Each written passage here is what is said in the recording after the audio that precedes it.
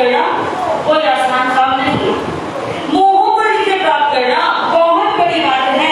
कहते ऋषि मुनि साधु संत भी इस मोह को नहीं जीत पाते, क्योंकि मोह को अगर जीतना आसान होता तो सारे के सारे वीतराग बन जाते। जिसका मोहनीय कर्म जीता गया तो उसके और कर्म अवश्य अपने आप जीते जाते हैं। तो इसलिए मोहनीय कर्म को जीतना बड़ा ही मुश्किल कार्य है।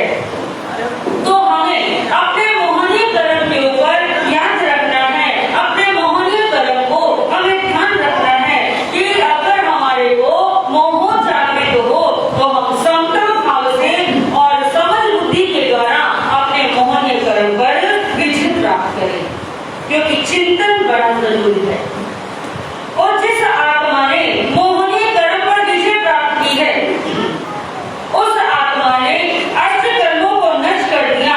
सबसे पहले अपने मोह को जीतना जरूरी है। और इधर आपने देखा भी है अंतर्गत सूत्र जी के अंदर हम उन मुक्त आत्माओं का वर्णन श्रवण कर रहे हैं जिन्होंने अपनी आत्मा का कल्याण किया, जिन्होंने मोह पर विजय प्राप्त की। और जिसने मोह को जीत लिया उसने अष्ट कर्मों को नष्ट कर दिया। और इधर सुकुमार अंगार का वर्णन हम लोग श्रवण कर रहे थे, जिसके अंदर सुकुमार अंगार ने अपने सभी पापों का समूल नाश कर दिया। और श्री कृष्ण वासुदेव ने प्रभु से सवाल किया था कि मेरा भाई कहाँ है, और प्रभु ने बताया। तो उस समय वो क्रोध करने लगे और प्रभु ने कहा उपकार के उपकार को नहीं भूलना चाहिए, तुम उस पर क्रोध मत करो। कर्णम मध्य ज्ञान कोई से वैष्णव नम साहित्य दिने तैनम अर्थने कर्णम वासुदेव एवं व्यासी से मुनम कर्णा मम तुमम पाय बंदे भव गच्छमाणे भारतवती ने एक पुरुषम पाससी जागर अनुभविष्ये जामनं कर्णा तुमम दशरथ कोई सस्य साहित्य दिने ए देव कर्णा केवल कोई से वैष्णव से अनगार से अनेक भव सहज संचियतमं उदरे माने नंगो कंप कमित रथम साहित्य जने तैनस करने वासुदेव आरंभेहि एवं व्यासी सेनं गंधे पुरी से मम कहं जाने जबे तैनंगारा रटने कन्नं वासुदेव एवं व्यासी ये नंगना तुम 12 महीने नहीं के अनुभविष्यमाणं पासिता थी ये छेवटी वेदं कालं परिसे तन्नं तुमं जाने जासी एस नम से पुरी से। भगवान उस मनुष्य ने सुकुमार को कैसे सहायता दी? उत्तर में भगवान ने फरमाया, हे कृष्ण, जब तुम चरम बंधन के लिए भारत में आ रहे थे तो द्वारिका नगरी में तुमने एक वृद्ध पुरुष को ईंट रखते हुए देखा था। तुमने उस पर दया लाकर एक ईंट उठा ली और उसे भीतर रख दी, जिससे तुम्हारे साथ चलने वाले सभी पुरुषों ने एक एक ईंट उठाकर रख दी। यूं सब ईंटें उसी समय शिविर के अंदर रख गई। कृष्ण, जिस प्रकार तुमने उस वृद्ध पुरुष को सहायता दी, ठीक इसी प्रकार उस पुरुष ने सुकुमार अंगार को अपने अनेक सहस्त्र अर्थात लाखों भोगों में संचय किए हुए कर्मों की उदीर्णा कर संपूर्ण कर्मों का नाश करने में बड़ी सहायता दी है। तो सुकुमार अंगार के कितने भवों का वैर उदय में आया?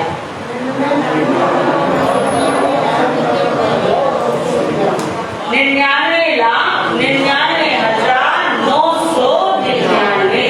भैया आप दूसरे रख लो, रुमाल ले। चलिए कोई नहीं, ध्यान रखें, कल से रुमाल लेके आना। तो लाखों भोगों में संचय कर्मों की उनकी उदीर्णा हुई।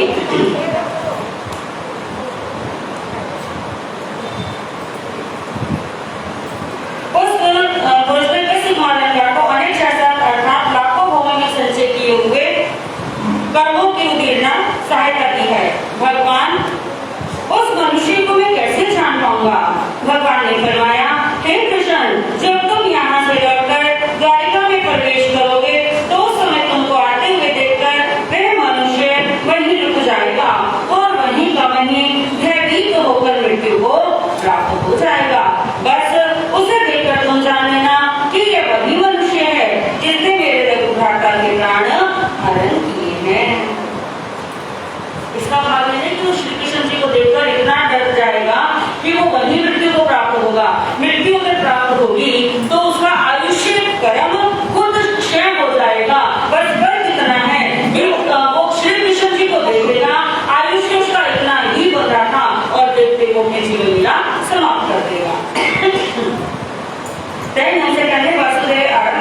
बंदे नमस्ते बंदिता नमस्ते चले अभी से हट्टी रहना तेरे को वापस चलो चटा हट्टी गुरुमिता चले बारह बजे मेरे चले सही दिए चले वहां रहते गमना तेरे न तस सोमन मानस से कलम जाग जलते एया मैंने लोगे अजरुतीय समूह बने एवं कर करने वासुदेव माता करने में पाई बंधन निकर तम नाय में अरहा विया में अरहा से में अरहा सिद्धि में अरहा भविष्य कन्न से वासुदेव से तम नैन नजरिनम कन्हे वासुदेव मम किणम दी कुमारिणम मारी सैती कट्टो दी ईसायाओ की माँ पढ़ी तुम्हें कन्न से वासुदेव से बारवे ने कि अनुपविस समान से पूरो सर पत्नी सर पड़े दिन सी भव माते तदनंतर वे कृष्ण वासुदेव आरंभ करने में भगवान को वंदना कर अपने प्रधान गजरतनाथ हाथी पर बैठ जिस द्वारिका नगरी में अपने महल थे उधर आ रहे थे।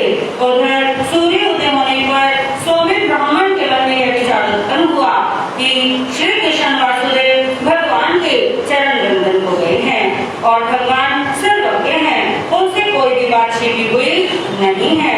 वे यह सब घटना कृष्ण महाराज को कह देंगे तो मुझे कृष्ण वासुदेव न मालूम किस मौत से मारेंगे। ऐसा विचार उत्पन्न होने पर वह सौम्य ब्राह्मण भयभीत होकर अपने घर से निकला और एकाएक जिधर से श्री कृष्ण वासुदेव आ रहे थे उनके समक्ष दिशा की शीघ्र आने लगा। तेन हमसे सौम्य महाने करना वासुदेव सहसा पासेता भीड़ किए यह चेवटी भेय कालन करे रणी तनसी सब गेहूं दसंती सन्नी गड्डिए तेन हमसे कहने वासुदेव सौम्य महान कासी कासीता एवं व्यास शेष नंगो देवन के शेष सौम्य महाने अपत्य पति जागर परिवर्तिए जेल मम कबो सरे कणी ऐसे भाई ये सब हमारे अणगाड़े अकाने चेले जीव योगो प्रव्यक्ति पट्टू सौम्य महान पाणी कढ़ा विता तम तूने पानी के नंग अबो खावे ता जेने सही के जेने वो के संग हम अनुभव के एवं करे तो मुसलमान हो गया जाव संपत्ति नगर मस्त अंग से अंग त्राण कर सकते से अठम जेने से ये मध्य पड़ते उसके बाद वह सौम्य ब्राह्मण सम्मुख आते हुए श्री कृष्ण वासुदेव को एकाएक देखकर डरा और उसके पांव वहीं रुक गए। वह स्थिति में आयुष के क्षय के कारण वहीं का वहीं मृत्यु को प्राप्त हो गया। प्रणाम से वह भूमि पर आ गिरा। भूमि पर पड़े हुए उस सौम्य ब्राह्मण के शव को देखकर कृष्ण वासुदेव बोले कि यह वही मृत्यु को चाहने वाला लज्जा रहित सौम्य ब्राह्मण है जिसने मेरे छोटे भाई को अगाड़ में निकाल का ग्रास बना डाला है। ऐसा कहकर उस ब्राह्मण के शव को शहर से बाहर उन्होंने डुबा दिया और जहाँ उनका शव गिरा था वह उस भूमि को जल से शुद्ध करवाया अर्थात जल का छिड़काव करवा दिया और फिर वे वहां से चलकर अपने राजमहल में कृष्ण वासुदेव आए और आनंद राज्य करने लगे। वे जब श्रवण भगवान श्री महावीर स्वामी जी ने अंतकर सुंदर चक्रवर्ती 8वें अध्याय में यही वर्णन किया है। इसी प्रकार अध्ययन समाप्त हुआ। नमस्ते न उठियो एवं कलुजो के न काड़ा विनेरे जहां पढ़ने जाकर ये तथ्य न काड़ा विनेरे बंदे गिरा नामं रायम कवनं तस्य न वर देवतरन भाणी नामं देवी वखावनो तै नमसा रानी सिंह सुने जहां कोई में नगरम सुने नामं कुमारे पण आसन करना करना रसाओ 14 कुमाई अरिचई 20 वासन परिया से संगम से बजावे से तुमने सिद्धे उनके वो एवं दो मुहेली कुप दारेगी तो हमें बल देवे पिता धारणी सुया दारेगी एक चेवं नगर वासुदेव किया धारणी सुये एवं अनादि भी वासुदेव किया धारणी से एवं पतजम समझन जावा संपत्तियन आठ मस्यांग से अंतर सानंद से सबक से तेरसे जनसे ए हमारे के पणते श्री जम्बू स्वामी जी ने श्री सुधर्मा स्वामी जी से निवेदन किया कि भगवान 8वें अध्याय में जो वर्णन श्री भगवान महावीर स्वामी जी ने किया है उसको फरमा कर आपने मुझ पर महती से पाती है। अब कृपया करके यह फरमाने की 9वें अध्याय में श्री भगवान महावीर स्वामी जी के द्वारा क्या फरमाया गया है।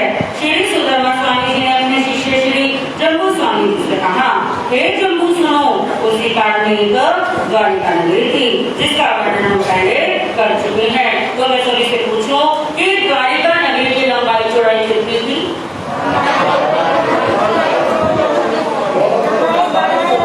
12 योजन लंबाई और 9 योजन चौड़ाई। शाबाश। उस द्वारिका नगरी में बलदेव महाराज अपनी प्राप्त जागीर बरसानंद आधिपत्य करते हुए निवास करते थे। उनके धारणी नामक एक परमाज्ञाकारी रानी थी। एक दिन उसी धारणी रानी को सैया में सोते हुए पिछले रात्रि में सिंह का स्वप्न दृष्टिगोचर हुआ। दृष्टिगोचर यानी उन्हें वो स्वप्न दिखाई दिया। वह सजग हुए अपने पतिदेव से स्वप्न का जिक्र किया। सूर्य उदय होने पर स्वप्न फल के विशेषज्ञों से स्वप्न का फलाफल पूछवाया गया। तो यहाँ भी बालक का जन्म बाल्यकाल आदि सगोत्र कुमार की भांति भी समझ लें। विशेषता केवल इतनी है कि उनका नाम सुमुख कुमार रखा गया। यौवन अवस्था प्राप्त होने पर 50 कन्याओं के साथ उनका विवाह किया गया। कितनी कन्याओं से? वधु पक्ष की तरफ से ग्रहण संबंधी अन्य आवश्यक वस्तुओं के अतिरिक्त दहेज में 50 करोड़ का नगद धन भी प्राप्त हुआ। यानी ऐसा नहीं सिर्फ 50 करोड़ मिले हैं, उनको अन्य जितनी भी आवश्यक सामग्रियां थी वो सब मिलकर उसके बाद 50 करोड़ का दहेज में प्राप्त हुआ। कुछ समय के पश्चात भगवान आनंद लोक कल्याण के हेतु ग्राम विचरण करते हुए वहां पर आए। उनका उपदेश श्रवण कर सुकुमार ने मन में संसार के प्रति उपराम हो गया। माता पिता की आज्ञा प्राप्त कर वे दीक्षित हुए। थोड़े ही काल में उन्होंने 14 गुणों का ज्ञान अभ्यास प्राप्त कर लिया। 20 वर्ष पर्यंत चारित्र पालन कर अंतिम समय में संहारा करके शत्रुंजय पर्वत पर उन्होंने मोक्ष प्राप्त किया। अर्थात उन्होंने सिद्धत्व को अपने अधीन कर लिया। इसी प्रकार बलदेव राजा के पुत्र और धारणी के अंगद दुर्मुख कुमार और भूतारक ने भी दीक्षा धारण कर अंतिम समय में संहारा करके सिद्ध कर पाया। वासुदेव के पुत्र तथा धारणी के अंगद दारुक कुमार और अनादृष्टि कुमार, इन दोनों ने भी इसी तरह दीक्षा धारण की और मोक्ष में पदार्पण किया। इस प्रकार हे जम्बू, अंतर्गत सूत्र के तृतीय व्रत के 13 अध्ययनों में भगवान महावीर स्वामी जी ने ऐसा ही वर्णन किया है जो मैंने तुम्हें कह सुनाया। इति तृतीयो व्रत, तीसरा वर्ग हमारा संपूर्ण हुआ। चतुर्थ वर्ग जैन मंदिर सम्मेलन जावा संपत्तीनं दसानं पचस्य बगस्य मंदिर पणते चौथस्यानं मंदिर बगस्य अंगड दसानं सम्मेलन जावा संपत्तीनं क्रियार्थे पणते एवं करू जम्बू सम्मेलन जावा संपत्तीनं चौथस्य बगस्य अंगड दसानं सच्चना पणतातन झा जाली मयाली उयाली पुरुष संगे वाली संगे पज्जुन संग अनिरुद्ध सच नहीं है जड़ी में जैन मंदिर सम्मेलन जावा संपत्तीनं चौथस्य बगस्य सच्चना पणता पड़मस्य नंग मंदिर जैन से सम्मेलन जावा संपत्तीनं क्रियार्थे पणते एवं करू जम्बू केना कारणं केना सम्मेलन वारा ये नामक नहीं होता जहां पढ़ने करने वासुदेव आगे वचन जाओ बिहरी। फिर जम्बू स्वामी जी ने श्री सुधर्मा स्वामी जी से निवेदन किया कि हे भगवान, श्रवण भगवान श्री महावीर प्रभु जी जो मुक्ति में बताए, उन्होंने 8वें अंग श्री अंतर्गत सूत्र के तृतीय वर्ग में जो विषय वर्णन किया है उसे मैंने आपके श्री मुख से श्रवण कर लिया है। हे भगवान, अब श्री अंतर्गत सूत्र के चौथे वर्ग में भगवान महावीर स्वामी जी के द्वारा कौन सा विषय कथन किया गया है उसे कहने की कृपा करें। जम्बू लो सुनो, अंतर्गत सूत्र के चतुर्थ वर्ग में भगवान महावीर स्वामी जी ने 10 अध्ययन बताए हैं। कितने अध्ययन? ये 10 अध्ययन कर्मशय क्यों है? पहला ज्ञानी, दूसरा ज्ञानी, तीसरा ज्ञानी, चौथा पुरुष से, 5वां वरिसेन, 6ठा प्रदोमन, 7वां साम, 8वां अनिरुद्ध, 9वां सत्यनेमी और 10वां गृहनेमी। इन 10 कुमारों के नाम से 10 अध्ययन है। हे भगवान, प्रथम अध्ययन का क्या मतलब है? जब वो उस समय जो द्वारिका नामक एक परम सुंदर नगरी थी और जिसका वर्णन हम पहले कर चुके हैं, वहाँ श्री कृष्ण वासुदेव राज्य करते थे। तो द्वारिका नगरी के बनाने वाले कौन थे? द्वारिका नगरी की रचना करने वाले कौन थे? देख लो कुबेर देवता ही पता सोच लो, मैं तुम्हारा कंफ्यूज कर दिया आपने। कौन से देवते? पक्का? कौन कौन इस बात से कंफर्म है कि कुबेर देव ही 1 2 3 4 5 6 7 8 9 10 कहने की दस को 2 4 5 6 7 8 9 10 मतलब 10 की संख्या है। कहते 10 हो गई बस। तो यानी जिनके 10 थे वो सब जीत गए और जो कंफ्यूज थे वो कंफ्यूज ही रहे, क्योंकि उनको विश्वास नहीं सुने उठे। तो जिनके सर खुले हैं वो अपने सर ढकने का प्रयास करें। तथ्यनम वारावती ने वासुदेव राय धारणी देवी बनाओ जहां गोयमा नवरम जाति कुमारे 500 गांव 12 सनी 16 सवासो परियाव से संध्या गोयमा से जागो से तुंगे सिद्धि एवं मयानी ज्ञानी पुरुष से नहीं है एवं पचुन्ने भी 3 नवरम करने दिया रुक्मिणी माता एवं संवेदी नवरम शंभुवी माता एवं अनिरुद्ध देवी नवरम पचुन्ने दिया वेद अभिमाया एवं सचनेमी नवरम समुद्री दिया सीमा माता एवं रण नेमी भी सबके सवे एक कमा 14 से लिखे वो। उस द्वारिका नगरी में वासुदेव नामक एक राजा अपने अधीन के ग्रामों पर आधिपत्य रखते हुए निवास करते थे। उनके धारणी नामक आज्ञाकारिणी एक प्रधानी थी। स्वपन के 9 मास व्यतीत होने पर धारणी ने एक पुत्र रतन पैदा किया। यौवन अवस्था में 50 कन्याओं के साथ उनका विवाह संपादन हुआ। आप लोग ये सोचोगे हे भगवान इतनी लड़कियां थी उस टाइम में? एक की 50 72 हजार लड़कियों के साथ एक का विवाह हो जाता था। और यह हमें कि हमारे बेटों का कुछ नहीं होगा। कितना अफसोस है कि कितनी लड़कियां थी उस टाइम पे कि एक के साथ में 72 हजार यानी 40-50 की तो कौन सी बात कर रही है, यानी 72 हजार 16 हजार रानियां हुआ करती थी।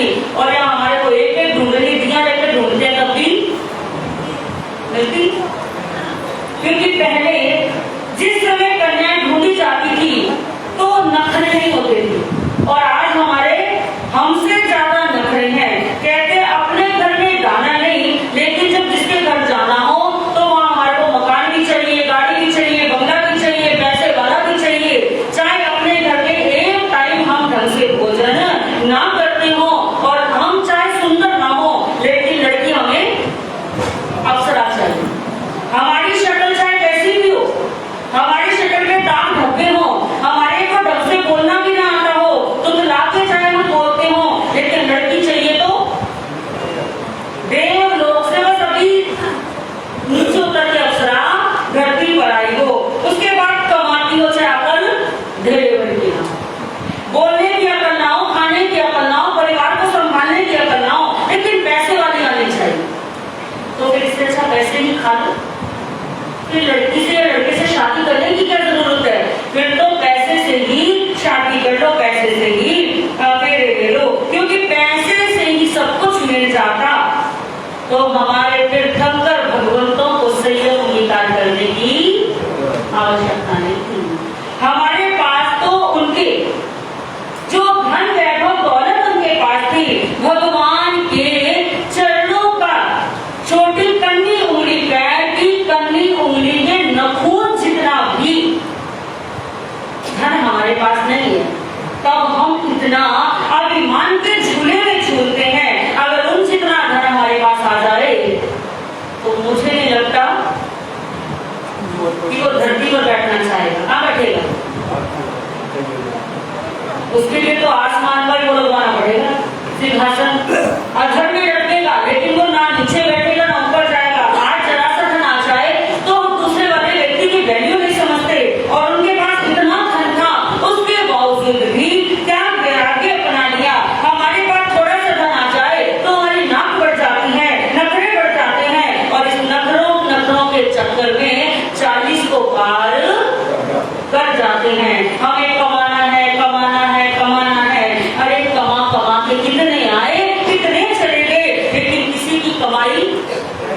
अपने यहाँ जितने बुजुर्ग बैठे उनकी कमाई पूरी हुई, यानी मुंह से दांत निकल गए, पेट की आंखें सूख गई, लेकिन इच्छाएं। कौन सा ऐसा हमारे मौजपुर में ऐसा इंसान है जो संतुष्ट हो चुका है, पूरी तरह से संतुष्ट, यानी कमाई हो तो ठीक, ना हो तो ठीक, भोजन मिले तो ठीक, ना मिले तो ठीक, कपड़ा फटा है तो ठीक, नहीं फटा तो ठीक। इतनी संतुष्टि किसमें आ गई? आप भी अगर इतनी संतुष्टि आ जाती तो आपके पट्टे में जमा बचती। अगर इतनी संतुष्टि आ जाती तो महाराज शायद आपको भी घिच घिच के बैठना पड़ता, जैसे हम घिच घिच के बैठ रहे हैं, फिर आपके पट्टे में बस महाराज ही महाराज नजर आते। तो यानी उनकी कितनी कन्याओं से विवाह हुई? 50 कन्याओं से उनका विवाह संपादन हुआ। और कितना दहेज मिला? 50 करोड़ सोने या उन्हें दहेज मिला। और उसके परिणाम स्वरूप किसी दिन भगवान का उपदेश श्रवण कर वैराग्य का वेग उनके हृदय में उमड़ पड़ा और उनके परिणाम स्वरूप उन्होंने दीक्षा ली। 12 अंग शास्त्रों का सांगोपांग अध्ययन उन्होंने किया। सांगोपांग अर्थात यानी पूरी लगन निष्ठा के साथ, पूरी क्रिया के साथ उन्होंने अध्ययन किया। 16 वर्ष पर्यंत चारित्र पालन कर अंतिम समय में गौतम कुमार की भांति इन्होंने भी संधारा किया तथा शत्रुंजय पर्वत से निर्वाण पद को प्राप्त किया। इसी प्रकार मयाली, उभयाली पुरुष और प्रद्युम्न कुमारों का वर्णन भी समझना चाहिए। वेद केवल इतना ही है। इनके पिता का नाम कृष्ण और माता का नाम रुक्मिणी था। कितनों की माता का नाम कृष्ण, कितनों की माता का नाम रुक्मिणी था? कितने कुमारों की माता का नाम रुक्मिणी था? हाँ जी, नहीं, देखो आप बताओ, अभी तो सुन रहे हो। महाराज जी 10 नहीं है, कुमार की 10 नहीं, देख लो जी।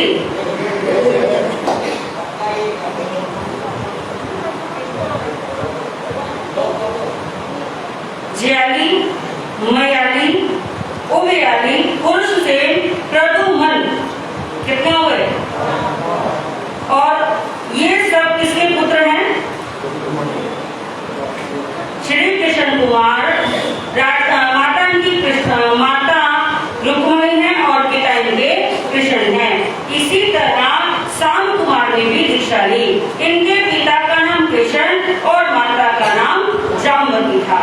तो यानी इस तरह से श्री कृष्ण जी के 6 पुत्रों ने दीक्षा ली, जिसमें 5 पुत्र रुक्मिणी थे और 1 बेटा जाम्बवती का। अनिरुद्ध कुमार ने इसी तरह दीक्षा ली। इनके पिता का नाम प्रद्युम्न और माता कैदर्भी थी। सतदेवी और दृढ़देवी इन दोनों कुमारों ने दीक्षा धारण का विधान इसी प्रकार था। इनके पिता का नाम समुद्री थी और माता का नाम शिवा देवी था। इन सभी कुमारों की शिक्षा दीक्षा आदि का क्रम प्राय सर्वत्र एक सा ही है। हे जम्बू चौथे वर्ग में यूं इन 10 अध्ययनों का वर्णन किया गया है जो मैं तुम्हें सुना चुका हूँ। चतुर्थ वर्ग हमारा संपूर्ण हुआ। यानी अगर सवाल किया जाए कि चौथे वर्ग के अंदर श्री कृष्ण महाराज के कितने पुत्रों ने दीक्षा ली? कितने आ गए? 6 पुत्रों ने। और 6 पुत्रों में कितनों की माता एक थी? 5 की माता एक थी और 1 की माता एक थी। लेकिन पिता सबके 6 के पिता एक तो कौन थे? श्री कृष्ण जी। सोचो महाराज, जैसे तो मैं पूरा अंग्रेजी याद करवा दूंगी। 5वां वर्ग हमारा शुरू हुआ। जैन म्हणते समजणं जावं त्यानं सर्वकष आयामध्ये म्हणाले पंचमस्यानं घंटे बघसे अंतरस्थानं समजणं जावं संपत्तीनं केठे पणाते एवं करतुम समजणं जावं संपत्तीनं कष्मस्य बघसे दसरसेना पणातन जावा कोम वैय गोरीगंधाने लग्नासु सीमाया जम वै सत्य भम रुक्मिणी मूल श्री मूल दत्तावी जैन म्हणते समजणं जावं संपत्तीनं कष्मस्य बघसे दसरसेना पणाता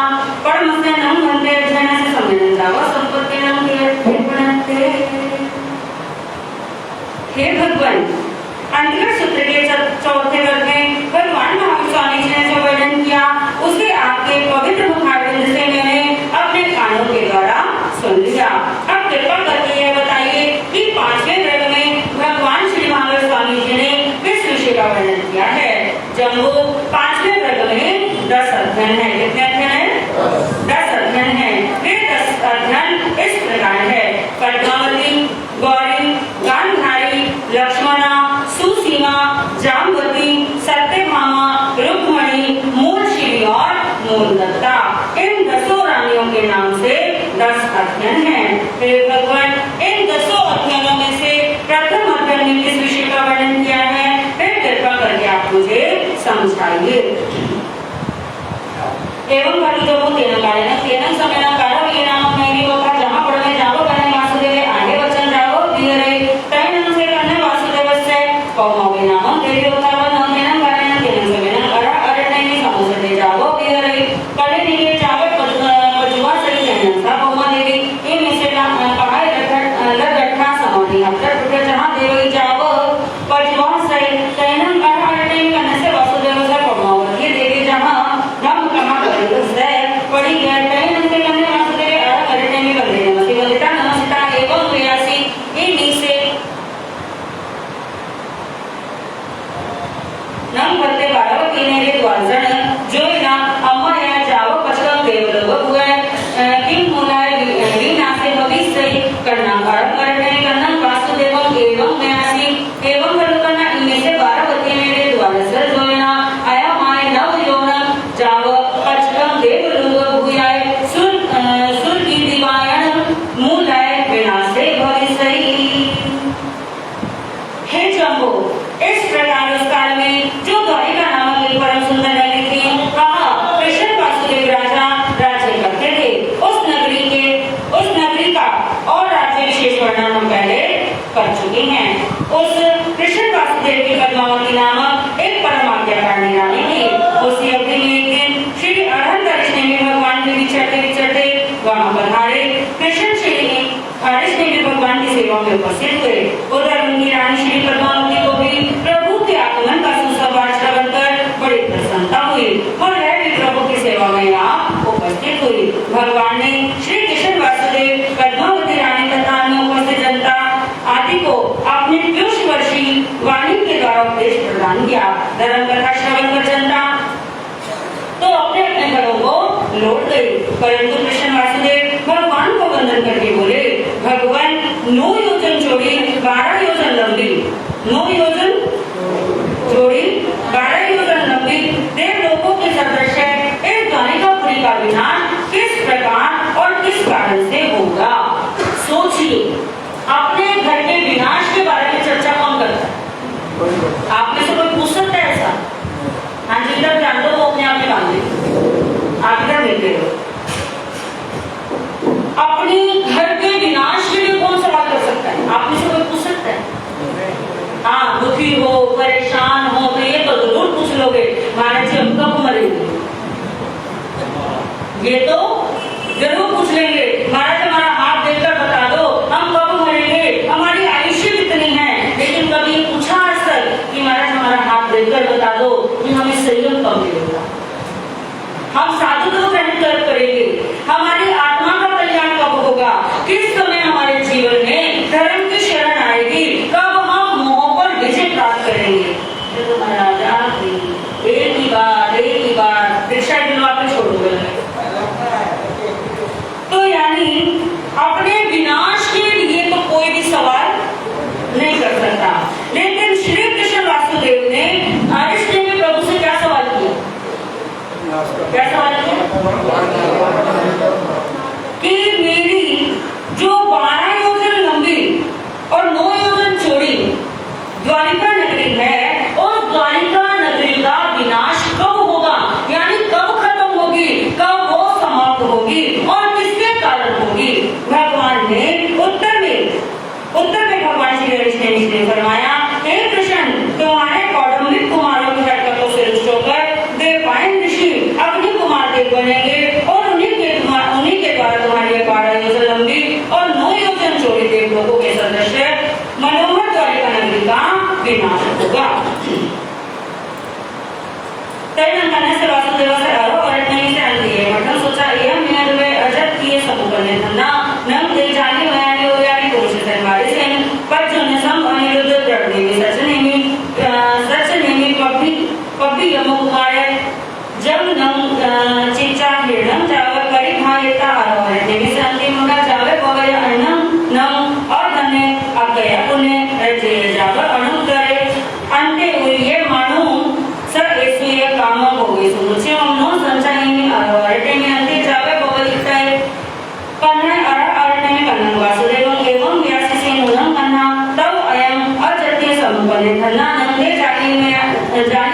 पवित्रिये से नूनम कना है मठे समते खंता थी। तत्पश्चात श्री अनंत में प्रभु के समीप यह अर्थ सुनकर श्री कृष्ण वासुदेव को इस प्रकार विचार उत्पन्न हुआ कि जाति माया ने पुरुष प्रदुमन साम अनिल सत नेमी दृढ़ नेमी आदि कुमारों को धन्य है जिन्होंने अपनी देव दुर्गा संपत्ति को छोड़कर अरिष्ट में प्रभु की शरण में आदिशा धारण की। परंतु मैं महान अभागा हूँ, मैंने पूर्व पुण्योपार्जन नहीं किए जिससे मैं राज्य और अंतपुर तथा मनुष्य संबंधी कामों में निमग्न हो रहा हूँ। मैं भी श्री अनंत में भगवान की शरण ग्रहण कर दिशा धारण करने में समर्थ नहीं हूँ। इस प्रकार कृष्ण को चिंता तो देख भगवान ने उन्हें संबोधित करके कहा, हे कृष्ण वासुदेव, तुम्हें इस प्रकार का विचार उत्पन्न हुआ है कि जाने में आने आदि कुमारों को धन्य है। कृष्ण बोले, हाँ प्रभु, मेरे हृदय में यह विचार अवश्य उत्पन्न हुआ है। तम नौकलो करना तम एवं गुयंगा भवंगा भविसंगा जनम वासुदेवा चैतन्य न जावे भविसंति से केना केनम बनते एवं मुझे न एवं गुयंगा जावे भविसंति कन्नाय आरा आरण्य कन्नम वासुदेव एवं व्यास एवं कलो करना सवेवी है नम वासुदेवा गुण भवे ज्ञानम कटाते केनम कन्ना केनम कन्ना एवं मुझे न एवं गुयं जावो भविसंति।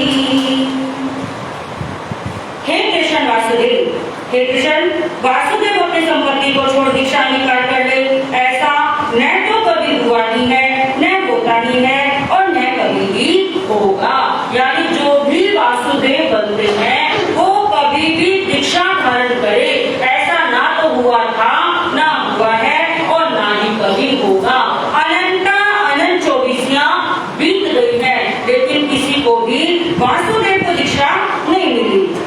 भगवान ऐसा क्यों? श्री कृष्ण ने पूछा, भगवान ऐसा क्यों? भगवान ने उसके उत्तर में कहा, हे कृष्ण, सभी ही वासुदेव पूर्व भोग में नियाना कर देते हैं। नियाना कहते हैं निदान को, और निदान किसको कहते हैं? जो अपनी तपस्या को बेच दे। जैसे मान लीजिए आप लोग तपस्या करते हैं, तपस्या की और तपस्या करने के उपरांत अगर आपने एक गिफ्ट ले लिया, एक तोहफा आपने ले लिया और तोहफे को एक तो समाज ने आपको अपने आप प्रोत्साहित किया और आपने उसे लिया और लेने के बाद ये भी कुछ चीज दी है, बताओ हमने तो उपासना की, हमने तो व्रत किए, हमने तो अमल किए और समाज ने बताओ ये प्लास्टिक का डब्बा पकड़ा दिया। समाज ने तो बताओ ये प्लास्टिक का डब्बा पकड़ा दिया। ऐसे प्लास्टिक के डब्बे तो हम कितने खरीद लें, कितने खरीद लें? ऐसे प्लास्टिक के डिब्बे तो हम हजारों खरीद ले। यानी कि आपका जो तप था वो सिर्फ प्लास्टिक के डिब्बे में खत्म हो गया, आपका वो तप प्लास्टिक के डिब्बे में रह गया। अगर आप तप करना चाहते हैं, आपकी गुप्त तपस्या हो और तपस्या अगर गुप्त ना भी हो और अगर आप उस तपस्या के बदले में कोई भी उपहार ग्रहण करें मन से, एक तो समाज ने प्रोत्साहित किया और आपने वो ले लिया, उसके प्रति आपका कोई लगाव भाव नहीं है, ये भाव नहीं अरे मेरे को मिलना था, मुझे मिलना चाहिए था, ये क्यों मिला, ये नहीं मिलना चाहिए था, ये टूटा हुआ मिला है, ये ऐसा मिला है। अगर ये भाव रखे तो आपकी तपस्या उसी चीज के अंदर समाप्त हो जाएगी। और एक अगर मन में भाव है कि तप है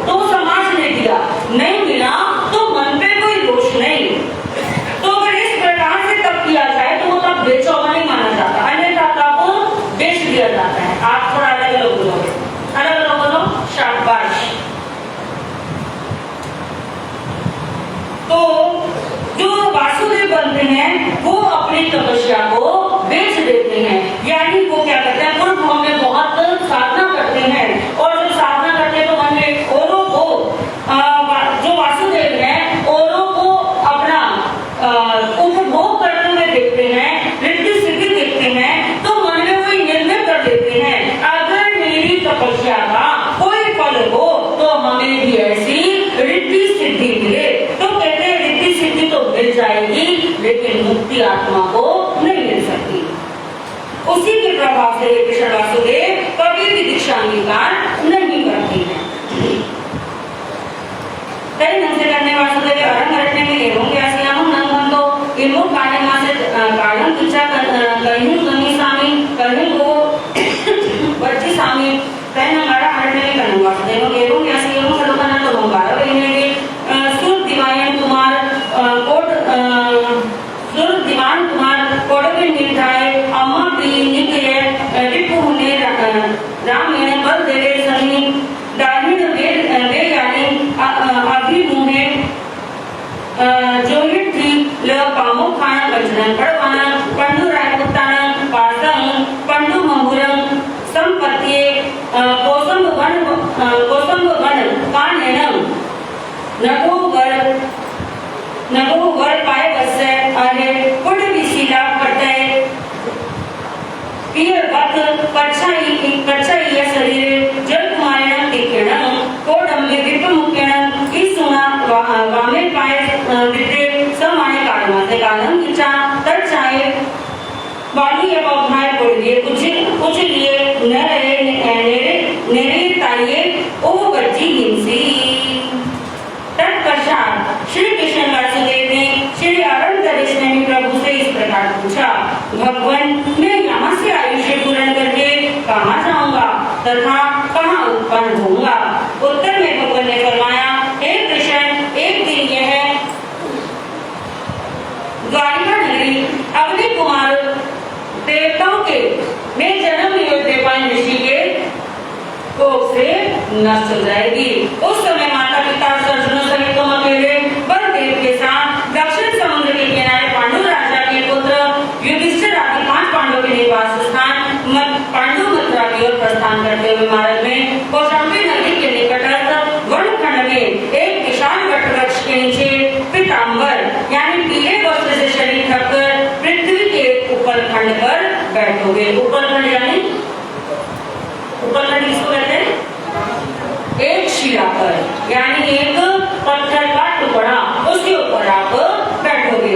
उस समय चंद्र कुमार के द्वारा चलाया हुआ कृष्णगान तुम्हारे पांव में लगेगा और तुम आयुष्य पूर्ण कर तीसरी पादुका प्रभा पृथ्वी पर उत्पन्न होगे।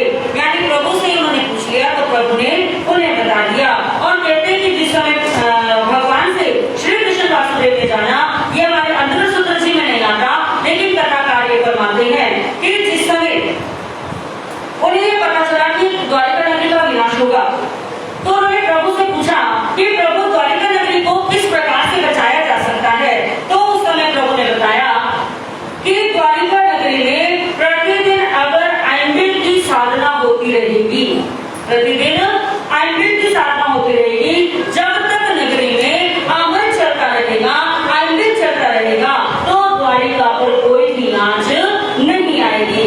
और दूसरी बात कि जो तुम्हारे कौटुंबिक पुरुष है, अगर तुम्हारी नगरी से शराब सुरा आदि खत्म हो जाएगी तो उसके बाद तुम्हारी नगरी सुरक्षित रहेगी। और श्री कृष्ण महाराज वापस आते हैं और पूरी नगरी से शराब का वो हटवा देते हैं और उठवाकर बाहर कहीं दफना देते हैं। और एक दिन की बात कि जिस समय वो जो उनके कुमार थे वो खेलते खेलते बाहर गए, मस्ती कर रहे थे और मस्ती करते करते जमीन को खोद रहे थे।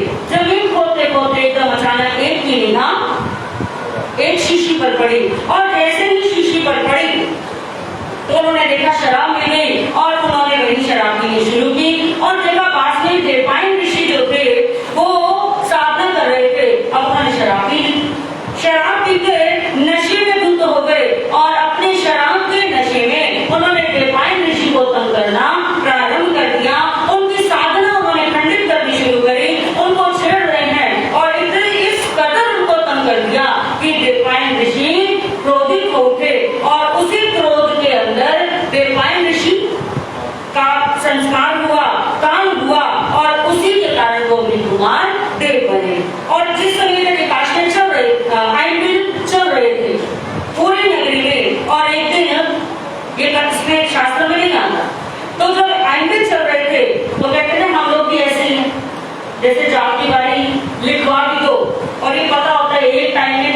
5 जने हैं तो क्या सोचते हैं?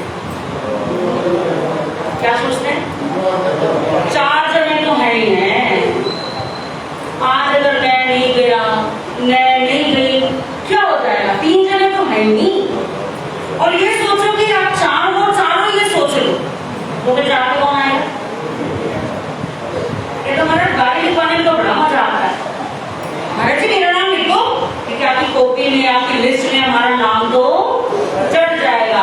आए ना आए, आए ना आए, बोल दो प्यार से, आए ना आए वो हमारी मर्जी, क्योंकि नाम ही तो लिखवाना है। महाराज अपने नाम लिखने की तो बात की थी और नाम हमने लिख दिया। जात का काम हमारा जाप संभाल, हम तो सिर्फ नाम लिखवा देंगे। नाम लिखवा कर जाप देने एक दिन भी नहीं आएंगे, और आएंगे अपनी इच्छा से आएंगे, अपनी इच्छा से जाएंगे। नाम चाहे आप एक की बजाय पहले पेज से लेके आखिरी पेज तक जाप कर लो। इसका हमारे नाम का पहले पेज से आखिरी पेज तक जाप कर लो, हम आने वाले नहीं हैं। और इधर भी यही हुआ कि जैसे हम लोग सोचते हैं वो आ जाएगी, वो आ जाएगा, वो चला जाएगा, वो चली जाएगी तो यहाँ पर भी यही हुआ। सब सोच रहे थे कि आज उसने एंडिंग कर दिया होगा, आज उसने एंडिंग कर दिया होगा। गाड़ी लगी नहीं हुई थी और एक दूसरे के ऊपर छोड़कर उस दिन एंडिंग उनका रह गया। और जिस दिन एंडिंग रहा उसी दिन अग्नि कुमार का प्रकोप द्वारिका नगरी पर छाया और द्वारिका नगरी धू-धू करके चलने लगी।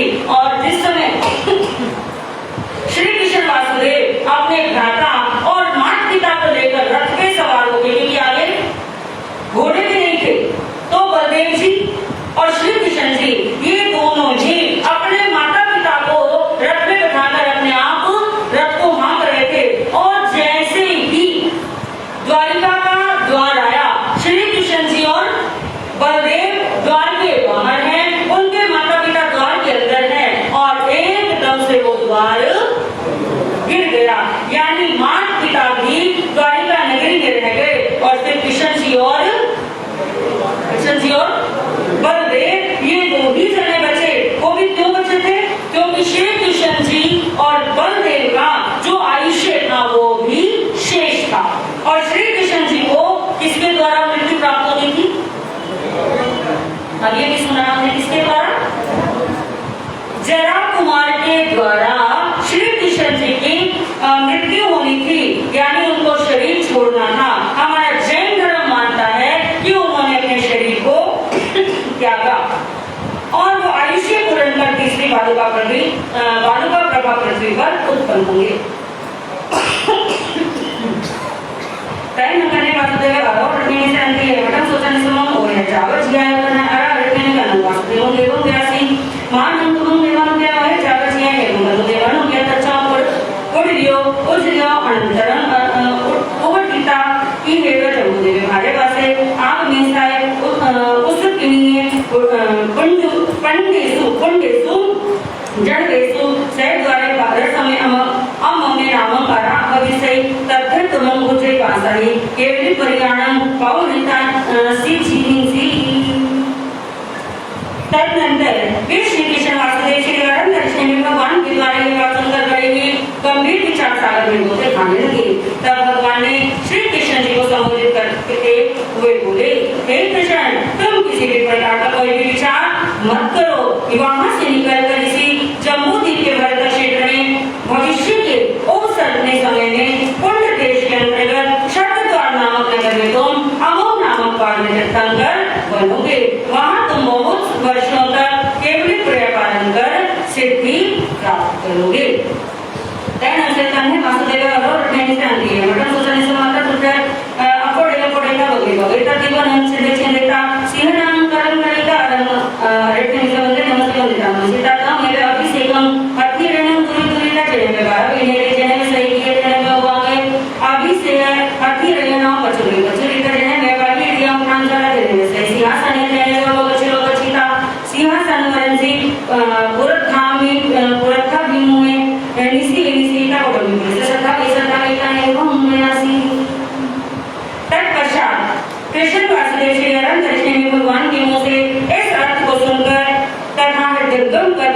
प्रसन्न हुए और बाहों पटकार कर एक कमल की भांति अपना पद न्यास करके खड़े हो गए।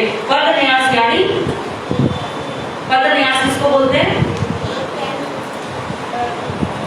पद न्यास यानी अपने स्थान को उन्होंने छोड़ दिया, पद न्यास करके खड़े हो गए। एक ही झटके में वो सीधा खड़े हो गए। तब सिंह नाम के भगवान को वंदन करने के पश्चात वे हाथी पर बैठे और द्वारिका नगरी की ओर जिधर अपने महल से उतर आए। हाथी से उतरकर बाहर की सभा में जहाँ सिंहासन था वहां ले आए और पूरब की तरफ मुंह कर सिंहासन पर जा बैठे।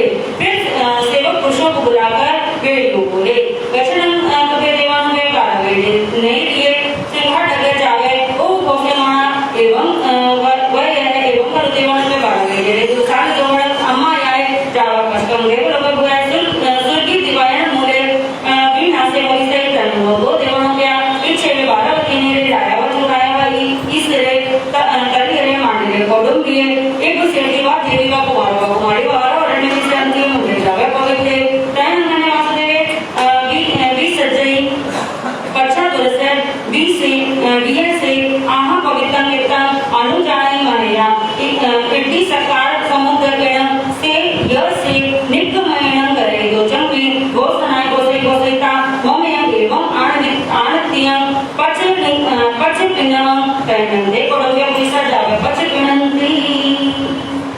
हे देवानुप्रिय, तुम जाओ और इस द्वारिका नगरी के प्रत्येक बाजार में ड्योली पीटकर यूं बोलो। ड्योली यानी पूरी नगरी को सूचना दो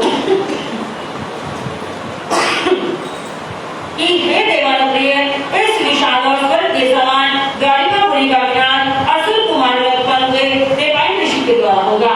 आखिर इस द्वारिका नगरी के बड़े जागीरदार राजा, युवराजा, राजा के प्रधान, राजा के प्रियव्रत, छोटे जागीरदार, कोतवाल कुटुंब के स्वामी, अरबपति से रानियां, कुमार और कुमारिका आदि सभी में से जिस किसी देवानुप्रिय की इस द्वारिका नगरी में भगवान के पास दीक्षा धारण करने की इच्छा हो तो उन्हें सो श्री कृष्ण दीक्षा के लिए आज्ञा प्रदान करते हैं।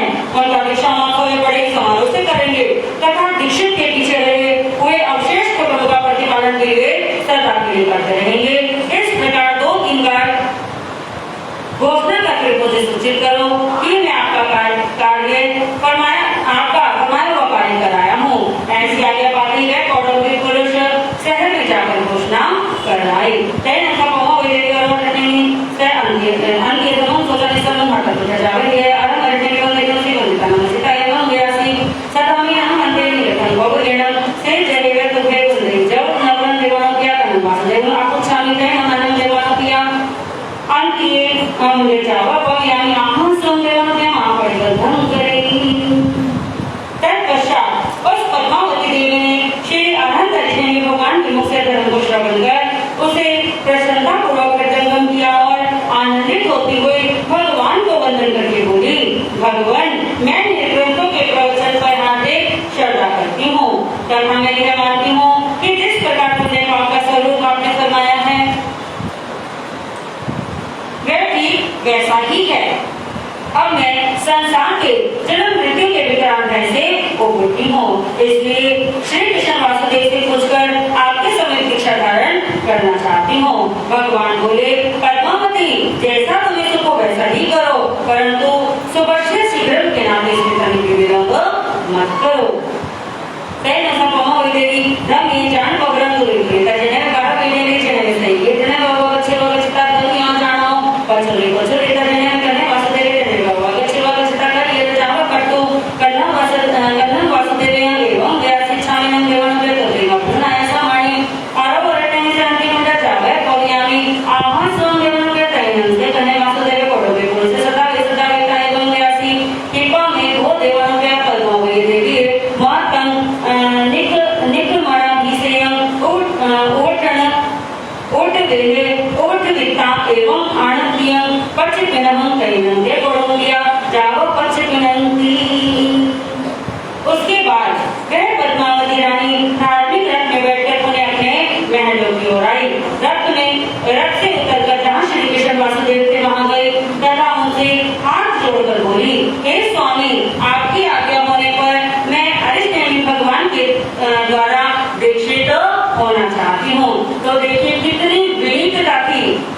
स्वामी थे तो भी उन्होंने हाथ जोड़कर उनसे बात की। तो हमारी बहनों में कौन हाथ जोड़कर अपने पति देव से बात करती है? आज तो सारे भाई खुश होंगे कि महाराज जी और सिखाते हैं।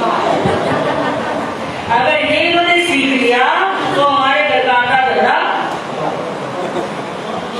तो कौन कौन अपने पति मोहब्बत से, विनम्रता से, प्रेम से बोलती है?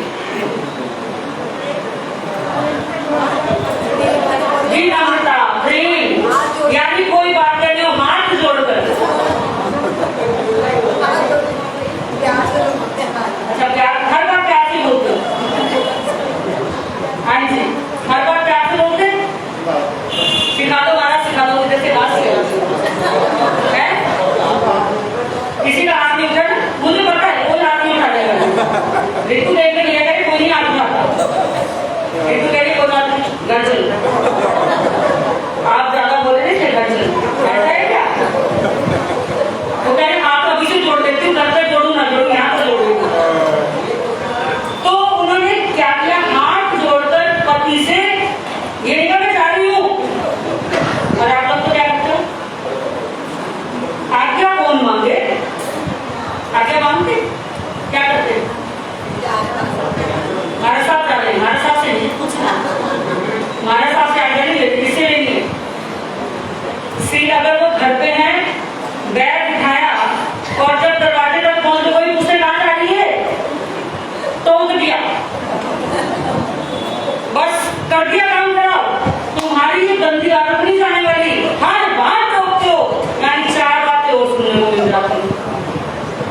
यानी ये तो बताना नहीं चाह पा रही है, ये तो रात चली जाएगी तब भी निकल जाएगी कहाँ जा रही है, लेकिन ये जरूर बोल देंगे और तुम्हारी गंदी आदत है टोकने की। जब देखो टोकना है, जब देखना बोलना है। जब तुम जाते मैं पूछती हूँ तुम्हें, सबसे सवाल ये और काटना है। तुम तो जाते हो तो मैं पूछती हूँ, तुम हमारा जब मन करे तुम चले जाओ, बस मैं जाऊँ तो क्या करोगे? क्या करोगे ज्योति? बस मैं चले जाऊँ तो तुम्हारे सवाल शुरू हो जाते हैं। यानी हम चार बातें उन्हें और सुना देंगे। हाथ जोड़ना, पैर छूना भी बस वो साल में शायद एक बार ही होता होगा। शुभ दिन साल में एक दिन होता है, भी दो चार बार हो जाते हैं। एक ही दिन वो शुभ दिन आता है जिस दिन पति परमेश्वर होता है। साल का एक ही दिन है पति परमेश्वर, और 364 दिन कैसे होते हैं? तू शेर और मैं, तू शेर और मैं सवा शेर। यानी सिर्फ साल का एक दिन है जो पांव छू लेते हैं आशीर्वाद ले रहे, और 364 दिन तू शेर मैं सवा शेर, और चल बैठ और तेरी करूं मैं, क्योंकि शेर पर कौन सवारी करती है?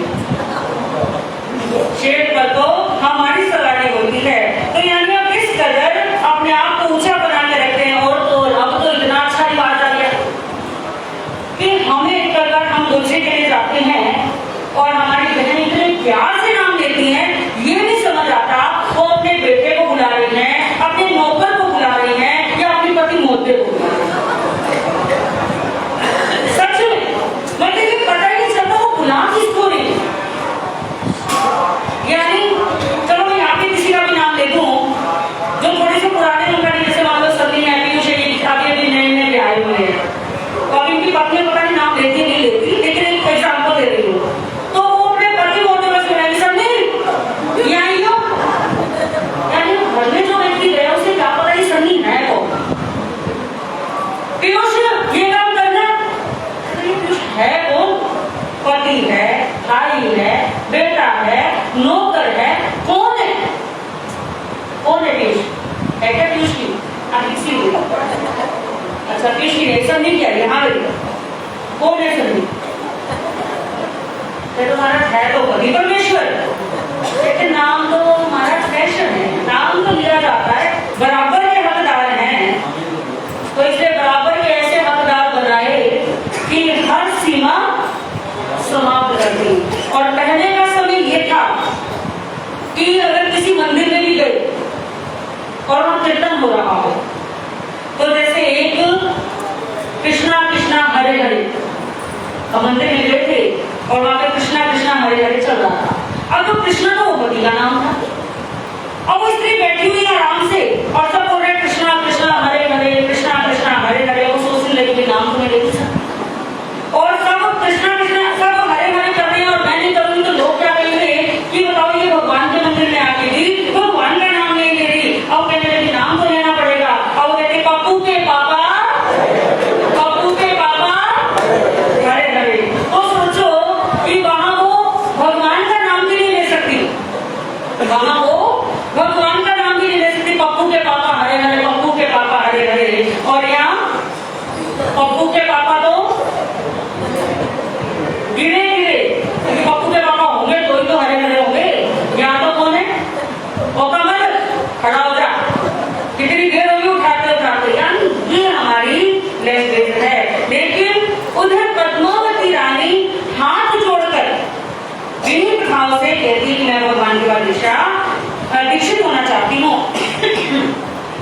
कृष्ण जी ने कहा प्रिय तुम्हें मेरी आज्ञा है, जिससे तुम्हें सुख प्राप्त हो ऐसा ही करो। इस प्रकार पद्मावती रानी को आज्ञा देने के पश्चात श्री कृष्ण जी अपने विश्वास पात्र मनुष्य को बुलाकर कहा कि पद्मावती रानी के योग्य बड़े समारोह के साथ दीक्षा महोत्सव की शीघ्र तैयारी करो। आज्ञा प्राप्त होते ही उन मनुष्यों ने कृष्ण जी की इच्छा अनुसार महोत्सव की तैयारी कर दी।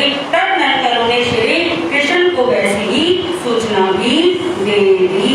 तो आगे हमारा कैसे वृत्तांत चलेगा, हम आएंगे श्रवण करेंगे कि पद्मावती देवी किस प्रकार से संयम निकाल सकती है। श्री आगमे कंचना सुता